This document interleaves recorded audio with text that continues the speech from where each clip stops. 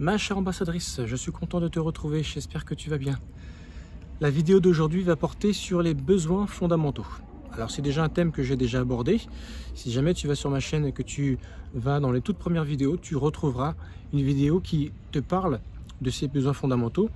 Mais si j'ai voulu revenir sur ce thème, c'est pour apporter un aspect complètement différent, pour te dire à quel point c'est hyper important de les nourrir, ces besoins fondamentaux. Parce que si jamais tu ne les nourris pas, il peut se passer ce qu'on va justement voir dans cette vidéo. Alors toujours sur le thème de la relation toxique, de la manipulation, la perversion narcissique, tu vas te rendre compte que si jamais tu n'as pas ces besoins fondamentaux, et d'ailleurs si on parle de besoins fondamentaux, ça veut dire que ce sont des besoins humains de base, ce sont des besoins indispensables, hyper importants pour vivre, que si jamais on ne les a pas, c'est là que ça commence à poser problème. Et donc cette vidéo, elle est là justement pour essayer de mettre le point sur cette importance. Alors je vais commencer par essayer d'étayer un petit peu ce que nous disent les scientifiques à ce propos, parce que tu me connais, à force de regarder mes vidéos, j'aime bien toujours m'appuyer sur des scientifiques, des hommes de loi, enfin des gens qui ont la connaissance, même des fois les livres sacrés, parce que ça permet de mieux comprendre, mieux cerner et surtout donner toute l'importance du thème que j'aborde. Alors je vais te parler dans un premier temps de la pyramide de Maslow. Je pense que je t'en ai déjà parlé. C'est déjà une pyramide dont je t'ai parlé dans une de mes vidéos, mais on va revenir dessus parce que c'est là qu'on va faire la distinction entre les besoins fondamentaux de la femme et les besoins fondamentaux de l'homme. Cette pyramide de Maslow reprend 5 points en partant de la base vers le haut de la pyramide qui selon lui représentent, on va dire, les besoins fondamentaux qu'un être humain a besoin pour pouvoir vivre décemment, correctement, pour avoir une vie, on va dire, ce qu'on peut dire épanouie. Donc la base de cette pyramide correspond aux besoins physiologiques, le manger, le boire, les besoins, on va dire, naturels, le sommeil, etc., etc. La deuxième partie, c'est ce qui va être la sécurité. Sécurité financière, sécurité affective, sécurité familiale, sociale, enfin tout ce qui tourne autour de la famille.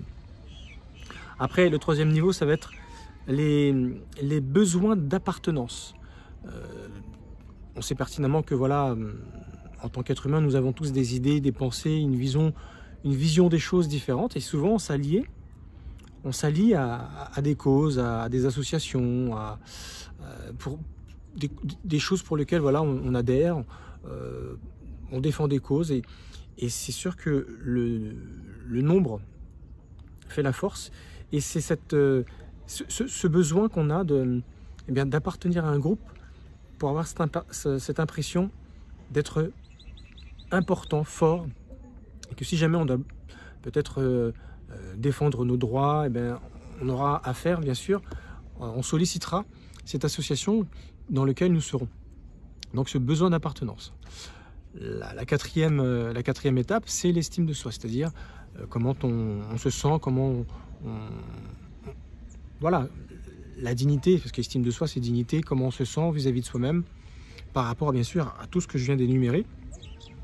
Et selon Maslow, c'est ce qui est important pour pouvoir vivre, mais cette fois-ci plus sur un plan moral vis-à-vis de soi, ce qu'on pense de soi. Et la toute dernière, c'est un petit peu l'ouverture sur l'extérieur, c'est-à-dire à la réussite dans la société. Ce qui est intéressant de voir dans cette pyramide, c'est que chaque étage ne s'adresse pas avec la même importance, avec le même degré, que l'on soit homme ou que l'on soit femme. Un homme sera plus sur l'étage au-dessus, c'est-à-dire sur le besoin d'appartenance, sur le besoin d'estime de soi, c'est-à-dire de se sentir capable de, accepté dans un groupe, avoir l'impression que voilà, il est quelqu'un. Et c'est d'ailleurs, quand on y regarde, le monde dans lequel nous vivons. C'est la loi du plus fort, c'est la loi des influences, c'est la loi de celui qui sera le plus fort, qui aura la plus grosse, qui fera pipi le plus loin. Enfin, ça, c'est le monde des hommes. Et c'est ce qui lui garantit, du coup, une certaine réussite. Donc, c'est là qu'on se rend compte que dans cette pyramide, le besoin fondamental qui revient à l'homme se tourne plus autour des besoins d'appartenance, le besoin d'être respecté au sein d'un groupe, d'un milieu, qu'on nous donne de la valeur au travers de la compétence, du savoir-faire que nous pouvons avoir.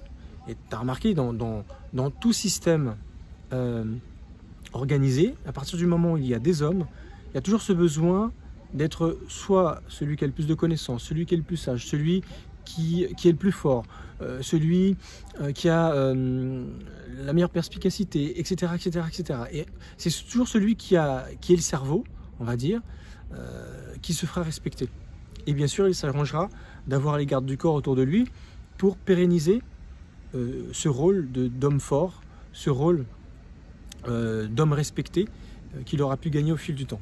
Tu vois, c'est un cliché que je te donne, mais n'empêche que tu retrouves ce phénomène dans tous les groupes d'appartenance, que ce soit politique, que ce soit religieux, que ce soit social, que ce soit associatif, que ce soit sportif, que ce soit des courants de pensée, que ce soit philosophique, que ce soit scientifique, j'ai dû le dire, je ne sais plus, etc., etc.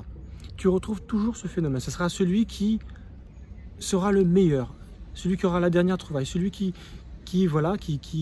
gagnera le respect parmi la communauté dans laquelle il est. Ça, c'est vraiment on va dire le monde de l'homme-homme. Alors que pour la femme, c'est beaucoup plus sur les étages beaucoup plus bas. Les besoins physiologiques, mais surtout la sécurité. Sécurité affective, sécurité financière, sécurité sociale, toujours sans faire de jeu de mots.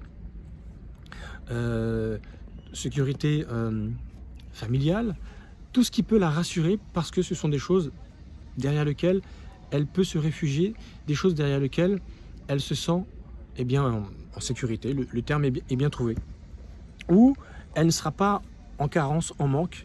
Et c'est pour ça que finalement, le rôle que joue l'homme au travers de la sécurité est très important dans le lien que l'homme a avec la femme. C'est pas pour rien que de toute façon, dans le rapport homme-femme, l'un apporte le besoin fondamental à l'autre et inversement. C'est pour ça que j'ai commencé par la pyramide de Maslow. Donc tu as vu où se situe l'homme, où se situe la femme. L'homme sera beaucoup plus ouvert sur le monde extérieur, hors foyer, tout en ayant un foyer pour lequel il assure la sécurité, où il pourvoit tout ce qui est le manger, le boire, le niveau de vie, les besoins élémentaires. Et là, bien sûr, c'est la femme qui se trouve à ce niveau-là parce qu'elle va pouvoir justement être à la source de ces différentes choses qui seront importantes pour elle, pour se sentir en sécurité. Grosso modo, si on doit faire un schéma, on aura au centre la femme, un cercle autour où on aura le foyer et encore autour l'homme qui permet la sécurité de ce foyer. Et lui qui sera dans le monde extérieur, c'est-à-dire tout ce qui est extra familial pour pouvoir travailler, etc., etc. Donc ça, bien sûr, c'est dans l'inconscient collectif. Parce que la pyramide de Maslow, elle a été faite sur une base des besoins fondamentaux tels que l'homme vit sur le plan archaïque. Si jamais demain, il y a une catastrophe naturelle, il y a une guerre mondiale, je ne sais quoi, les codes sociaux du monde moderne, digitalisé, que nous vivons, perd toute sa valeur. On redevient l'homme et la femme de base, où on va devoir assurer la sécurité des femmes et où les femmes vont s'occuper de la maisonnée et des enfants. Parce que dans l'inconscient collectif, c'est exactement ce schéma qui existe. Mais le modernisme a cassé cela. Maintenant, tout le monde veut profiter des bienfaits, on va dire, du modernisme, du fait que tout le monde peut travailler, tout le monde peut assurer, on va dire, sa propre vie sur un plan financier, devenir qui il veut, faire ce qu'il veut, etc. Alors que fut une époque, eh bien, la femme n'avait pas accès à toutes ces choses. Et depuis que ces choses-là ont changé et que le modernisme a permis à la femme de pouvoir s'émanciper, eh bien, c'est des choses que maintenant on ne voit plus. Mais il suffit qu'il y ait une guerre, une catastrophe, très rapidement chacun reprend son rôle. L'homme va reprendre le rôle de celui qui va pourvoir, qui va mettre sa vie en danger pour aller chercher la nourriture, aller chercher ce qu'il faut pour pouvoir protéger la famille, et la femme va se sentir en sécurité finalement au sein du foyer. Voilà. Alors je ne souhaite pas une guerre mondiale ou quoi que ce soit pour retrouver ces valeurs, mais c'est juste pour expliquer que si ces besoins fondamentaux sont là, c'est pas pour rien en fait. Voilà. Alors je ne vais pas te parler des 14 besoins fondamentaux décrits par Virginia Anderson, parce qu'elle aborde également, cette scientifique, une approche assez intéressante, mais si je vais pas t'en parler, c'est parce que si on ne les a pas, s'il y a des carences dans ces besoins fondamentaux, il ne va pas forcément y avoir un clash dans la relation homme-femme. N'oublie pas le thème de mes vidéos, perversion narcissique. Le but, c'est de montrer que si jamais on ne nourrit pas nos besoins fondamentaux, tôt ou tard, il y a un clash entre l'homme et la femme. En tout cas, il y a un problème chez l'homme, il y a un problème chez la femme. Il et elle ne se sentira pas bien et ne pourra pas continuer à vivre comme si de rien n'était. C'est un besoin fondamental, ça veut dire que c'est indispensable, c'est obligatoire. Donc du coup, je ne vais pas te parler de Virginia Anderson et ses 14 besoins fondamentaux parce qu'elle aborde, c'est plus élaboré, il n'y en a pas que 5 comme pour la pyramide de Maslow, il y a 14 besoins et c'est des choses qui quelquefois on n'a pas et ça ne nous empêche pas de vivre quoi qu'il arrive, même si c'est un bien de recouvrir ces besoins fondamentaux. Tu sais, je vais faire maintenant référence, maintenant que j'ai fait référence à, on va dire à l'aspect scientifique, je vais faire référence à l'aspect des livres sacrés. Donc il y a la Bible que j'utilise beaucoup, la Torah, le Coran, la Bhagavad Gita également, le Talmud, les hadiths, voilà, les livres sacrés secondaires du Coran. Voilà, ce sont des références dans lesquelles j'aime bien mettre mon nez parce que ça permet de voir un peu comment les civilisations voyaient le monde, quels étaient leurs codes moraux, quelles étaient leurs lois, la façon dont ces pays-là en fait dirigeaient les hommes et les femmes, tout simplement pour leur permettre de pérenniser, s'améliorer, évoluer, réussir dans le monde et à leur époque, tout simplement. Ce que je vais te citer, c'est 2 versets bibliques. Le premier, toujours en rapport avec les besoins fondamentaux, c'est 1 Pierre chapitre 3 verset 7 qui dit en substance que l'homme doit demeurer avec sa femme et lui assigner de l'honneur. Mais tu vois, dans ces 2 phrases que je viens de te dire, il se trouve les besoins fondamentaux de la femme. Si la Bible, donc, c'est censé être la parole de Dieu vis-à-vis des hommes, Dieu dit au travers de ce verset que l'homme marié avec une femme doit demeurer avec elle et pas la quitter, c'est pour assurer sa sécurité. C'est quelque part, il assure quelque chose d'important pour la femme. Et il lui a signé de l'honneur. Donc quand on pense honneur, on pense à valeur. Il doit donner de la valeur à sa femme par rapport au rôle qu'elle a joué de par Dieu, tel que Dieu veut qu'elle soit en tout cas dans la vie. Eh bien l'homme a cette part-là. C'est intéressant de se pencher là-dessus parce qu'on se rend compte que finalement, si la femme n'a pas ces choses, eh bien ça va pas. Une femme qui n'est pas en sécurité, parce que derrière le mot sécurité, il y a beaucoup de déclinaisons. Sécurité affective, sécurité sociale, sécurité sexuelle, sécurité émotionnelle, sécurité affective, j'ai dû le dire déjà, sécurité financière, etc., etc., etc. S'il y a une carence, ça pose problème à la femme. Eh oui. Si une femme ne reçoit pas des compliments, elle n'est pas mise en valeur par rapport à qui elle est, ce qu'elle fait. Pareil, elle dépérit. C'est une chose qui est très recherchée par une femme. Elle a besoin d'être mise en valeur par l'homme qui partage sa vie. Parce que si elle n'a pas ces choses, eh bien, ça finit par lui manquer et elle finit par douter de ce qu'elle fait et pourquoi elle le fait, etc., etc. Et ce qui est souvent à l'origine, on va dire, des clashs au niveau des couples, quand tu regardes bien. C'est pas pour rien qu'en fait, j'ai choisi de te prendre ce verset.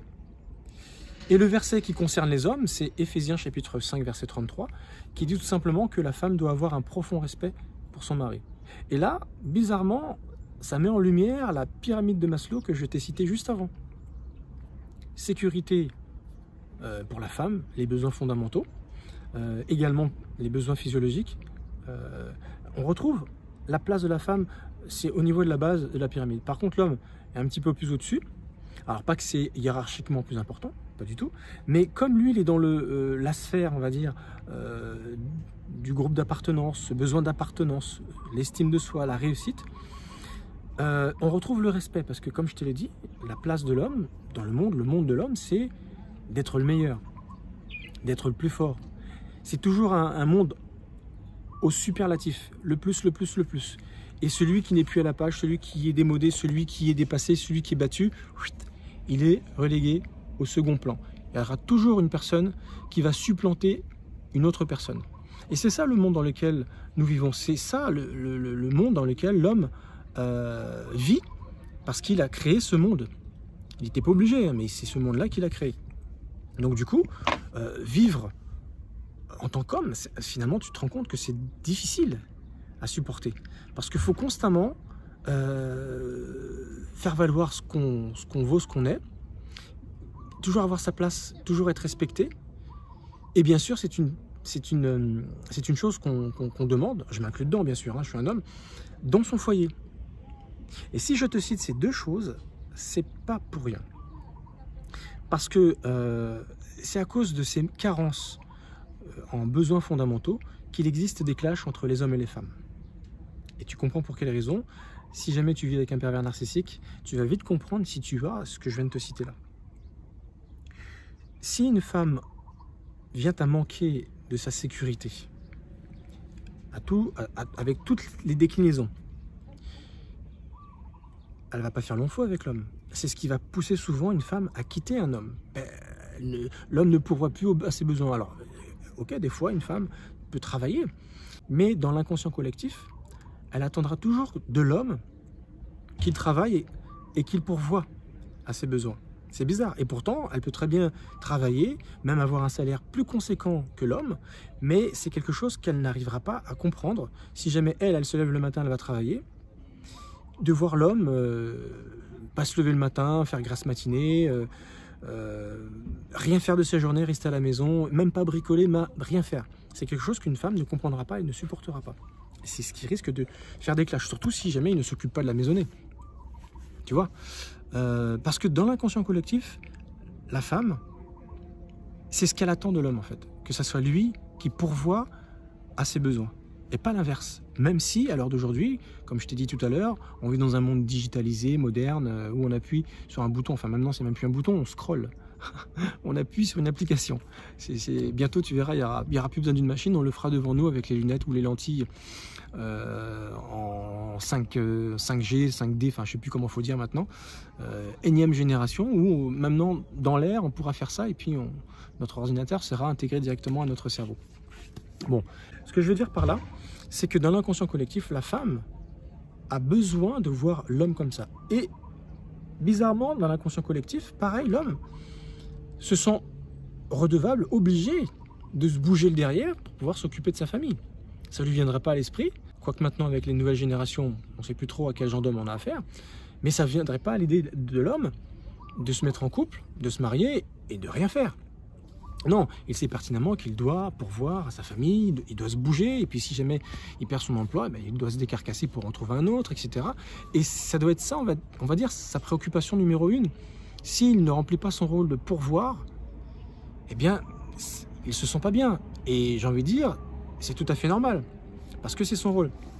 Tu vois, dans l'inconscient collectif, une fois de plus, ça ne dérangera jamais un homme de faire la cour à une femme qui n'a rien, qui n'a pas de biens particuliers, qui n'a pas une certaine richesse, un certain niveau de vie. Ça peut être même une femme, je ne vais pas dire de la rue, mais qui n'a pas de bien en soi.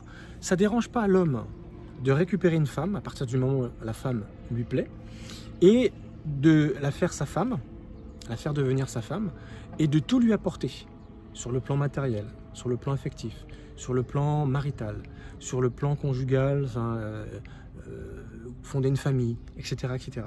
Ça ne dérange pas l'homme dans l'inconscient collectif. Et c'est vrai que c'est quelque chose qui ne lui pose pas de problème à partir du moment où cette femme lui plaît. Mais tu verras jamais l'inverse se faire. Tu verras jamais une femme qui travaille, qui a les moyens, s'intéresser à quelqu'un, à un homme qui n'a rien, qui fait rien. Tu verras jamais une femme s'intéresser à un homme qui n'a pas un minimum à lui apporter, déjà, de base. Ou en tout cas qui a les promesses pour. Si jamais c'est un homme qui a jamais rien fait, qui est au chômage, qui vit des aides ou qui en fait pas une de la journée, ça n'intéresse pas les femmes. Mais inversement, ça dérange beaucoup moins l'homme. Bien sûr, il préfère une femme quand même qui s'occupe de la maisonnée, mais ça dérange pas l'homme de prendre une femme dans ces conditions. Alors c'est pas moi qui le dis, hein, c'est toujours dans l'inconscient collectif. Une femme attendra toujours de son homme sécurité. Et l'homme attendra toujours de sa femme respect. C'est pour cette raison que je t'ai pris ces deux références du livre sacré qui est la Bible pour t'étayer, on va dire, cette idée. Et c'est pour cette raison qu'il existe des faits divers. Pourquoi il y a des féminicides? C'est souvent, tu as remarqué dans les féminicides, c'est souvent les hommes qui vont tuer la femme, ensuite qui vont tuer les enfants, pour ensuite se suicider. Tu vois rarement la femme faire ça. Pourquoi? D'ailleurs, s'il le fait, s'il en arrive à ça, l'homme, c'est parce que souvent, il a ressenti que son respect, l'importance qu'il avait dans le foyer, n'était plus respecté. Le respect qu'il estimait avoir, selon lui, n'est plus respecté, ou il a l'impression de n'être plus personne, d'avoir perdu de sa valeur. Et donc du coup, ça ne lui posera pas de problème d'en arriver à de telles atrocités. Dans l'autre sens, une femme ne fait pas ce genre de choses, mais par contre, une femme quitte son homme si jamais elle se rend compte qu'il devient une lavette, qui n'est plus là à lui assurer sa protection. Elle va se dire, mais il ne me sert à rien. Donc du coup, si elle a les moyens de partir parce qu'elle a un travail ou quelque chose, si elle n'a pas des moyens financiers, c'est ça le piège pour une femme souvent, et c'est ce qui fait souvent qu'elle reste. Elles se sont souvent obligées de rester parce qu'elle n'a pas de moyens de partir, parce que souvent, c'est vrai, l'argent, les finances sont un moyen de faire des choses. Et si elle n'a pas cette finance, ça sera un piège pour elle, elle se sentira obligée de rester. Mais si elle a ses finances, souvent, elle n'hésite pas à partir. D'ailleurs, si tu as remarqué, une femme, quand elle ne tombe pas avec un homme qui lui donne ce dont elle a besoin, au niveau de ses besoins fondamentaux, c'est-à-dire au niveau de la sécurité, ce qui fait qu'elle va quitter cet homme pour un autre, c'est parce que justement, cet homme-là ne pourvoit pas, et elle va en chercher un qui va lui donner ces choses.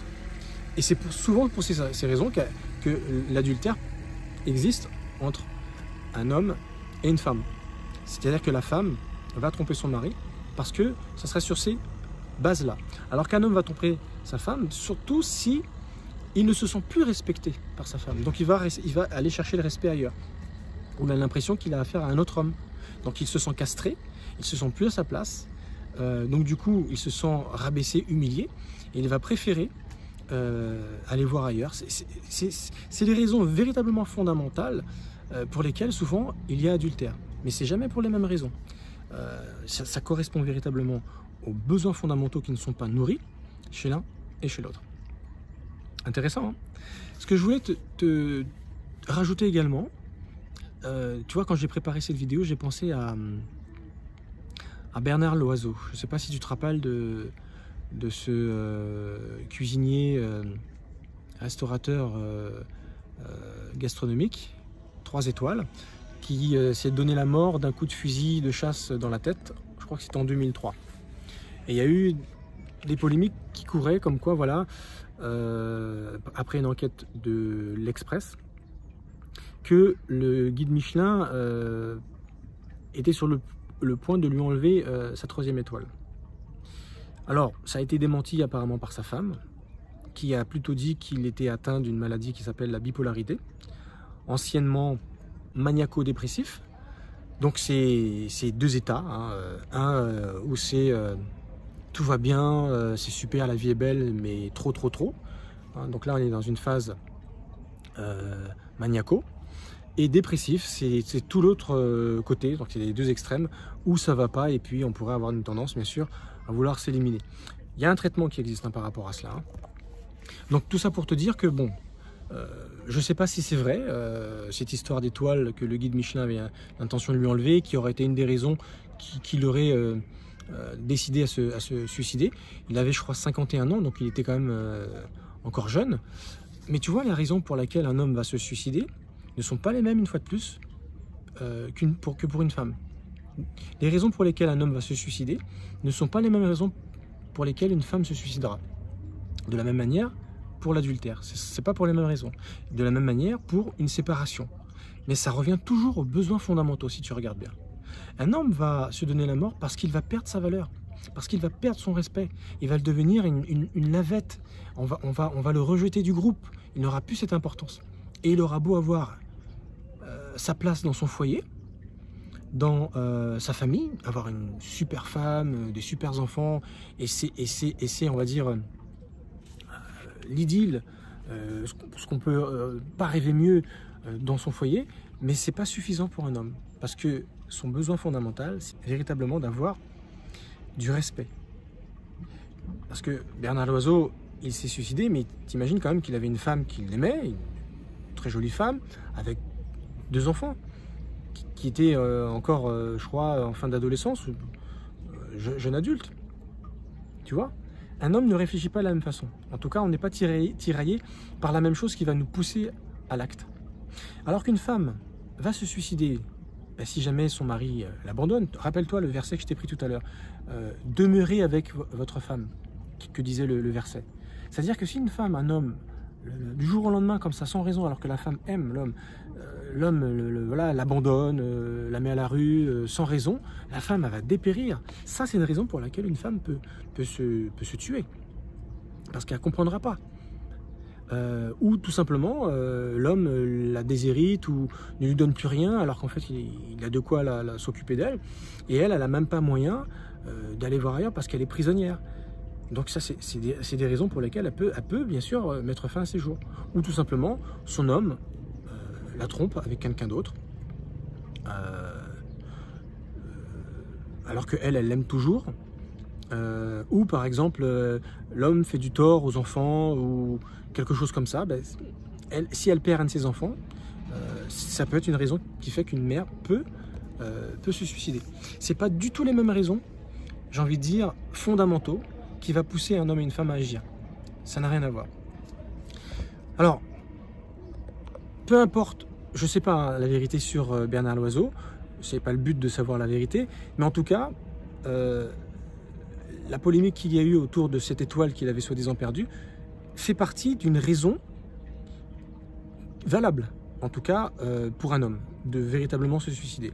Donc peut-être que c'est faux, ça a été démenti, mais en tout cas, c'est vraiment un détail, ce genre de détail pour lequel un homme pourrait véritablement se suicider. Alors qu'à côté de ça, il peut avoir une femme qui l'attend, des enfants, mais c'est pas ça qui est sa valeur fondamentale dans sa vie. C'est plutôt son appartenance, son respect, qui il est devenu, sa réussite. C'est plutôt ce genre de choses.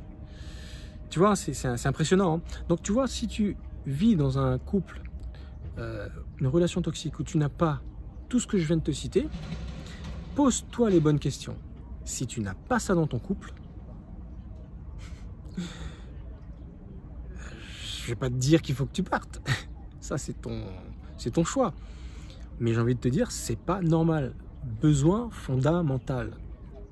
La femme en a 2, l'homme en a 1.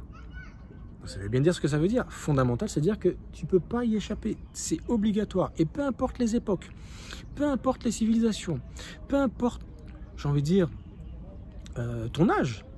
Parce que même un homme retraité, une femme retraitée, plus on prend de l'âge et plus ses besoins deviennent importants. Plus une femme en vieillissant a besoin de sécurité.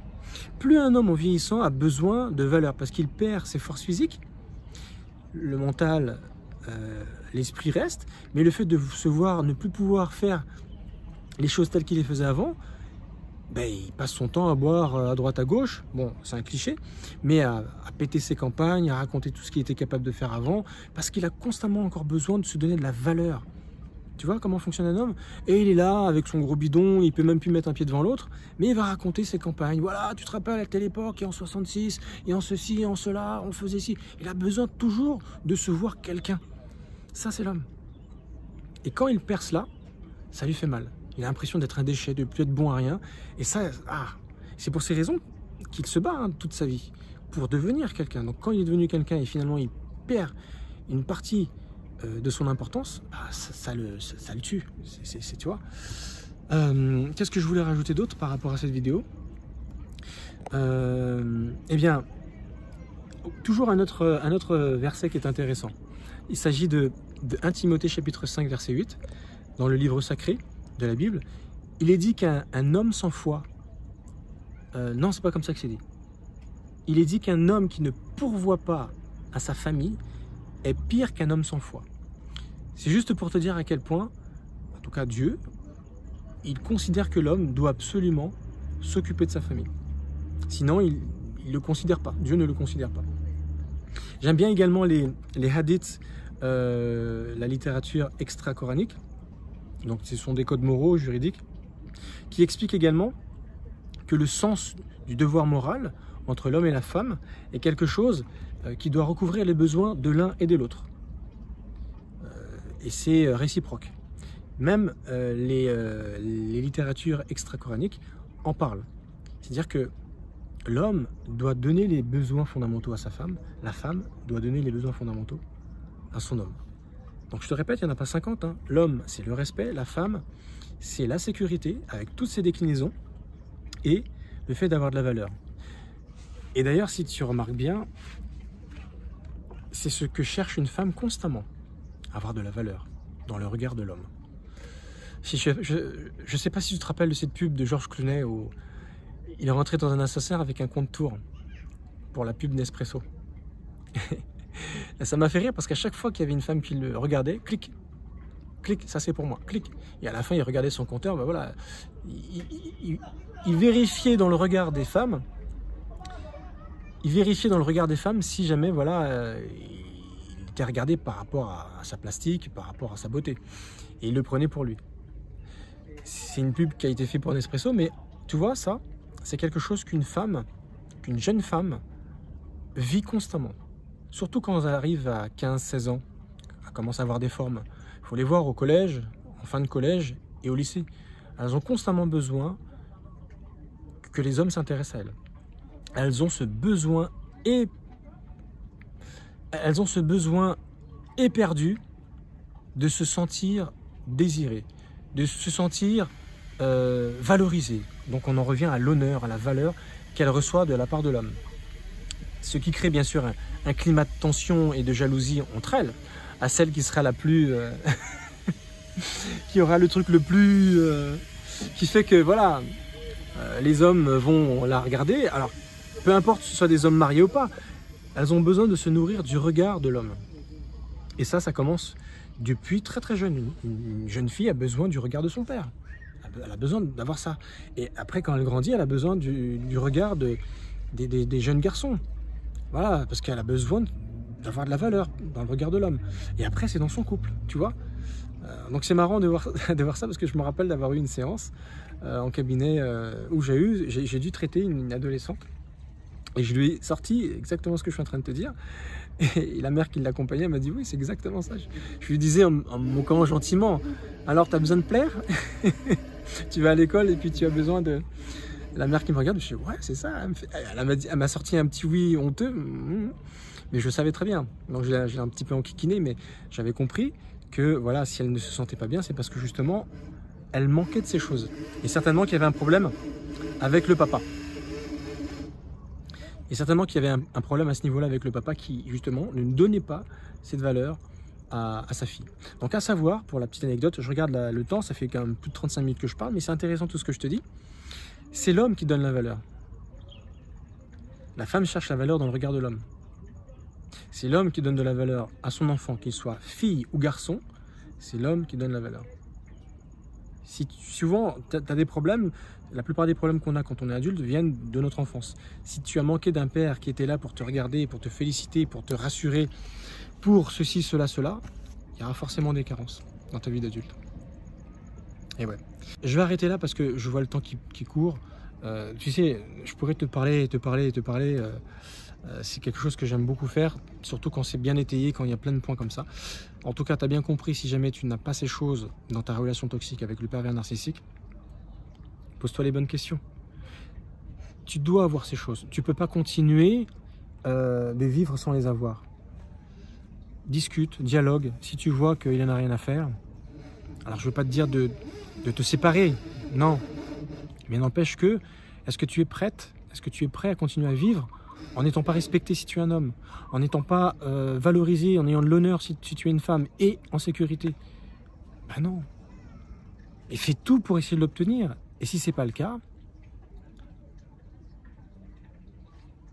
j'ai envie de te dire, ben, à toi de prendre tes choix. Mais si tu prends ton choix, surtout celui de rester, assume-le et accepte-le jusqu'au bout, sans que ça puisse te faire du tort et du mal, tout simplement. Trouve la bonne solution pour toi. En tout cas, si tu as besoin d'aide, tu peux cliquer sur le lien en bas de cette vidéo. Je me ferai un plaisir de t'aider. Merci de m'avoir suivi. Je te souhaite une très bonne soirée et je te dis à la prochaine vidéo. Ciao.